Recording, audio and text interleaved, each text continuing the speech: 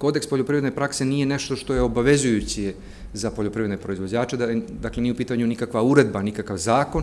već je u pitanju prije svega jedan skup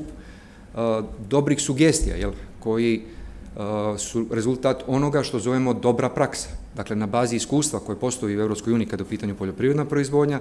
na osnovu svega što je iskustveno sabrano tokom jednog dužeg vremenskog perioda, u mnogim zemljama EU postoji takozvani kodeks dobre poljoprivredne prakse na koji se pozivaju i poljoprivredni proizvođači i oni koji kontrolišu poljoprivredne proizvođače. Dakle, različite veterinarske uprave, fitosanitarne uprave i tako dalje, a sve u namjeri da poljoprivredna proizvodnja bude organizovana na jedan humaniji, efikasniji, ekonomičniji, produktivniji način. Bazično kodeks je pripremio dr. Steve Gross u saradnji sa opet velikim brojem ljudi iz Ministarstva poljoprivrede i ruralnog razvoja.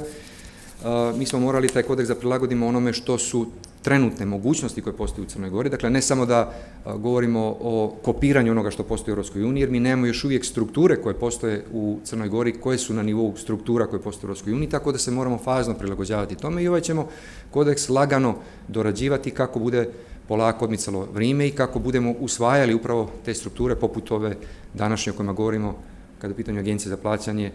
ili kada je u pitanju sektor za ruralni razvoj. Kodeks sadrži uslove koje poljoprivrednici treba da ispune da bi poštovali postojeće zakonske propise u Crnoj Gori, preporuke koje poljoprivrednici treba da uzmu u obzir kako bi bili sigurni da ispunjavaju buduće uslove ako žele svoje proizvode plasiraju ka Europskoj uniji, preporuke koje poljoprivrednici u okviru obavljanja svoje djelatnosti treba da poštuju kako bi zaštitili poljoprivredno i prirodno okruženje Crne Gore, dakle govorimo o zaštiti životne sredine. Prema tome, cilj kodeksa nije da uključi sve pojedinosti svakog aspekta bavljenja poljoprivredom, već da posluži više kao jedna polazna tačka koja će upoznati poljoprivrednike sa uslovima i preporukama koje se odnose na njih i da ih uputi na detaljni izvor informacija po pojedinim pitanjima gdje oni mogu dubinski doći do onoga što ih zanima. Inače, poštovanje kodeksa dobre poljoprivredne prakse od strane crnogorskih poljoprivrednih proizvođača tražit će se i kroz IPARD agenciju, tako da će budući oglasi koji će biti upućeni ka poljoprivrednim proizvođačima u smislu finansiranja 50% njihovih investicija upućivati same poljoprivredne proizvođače i na ovaj kodeks.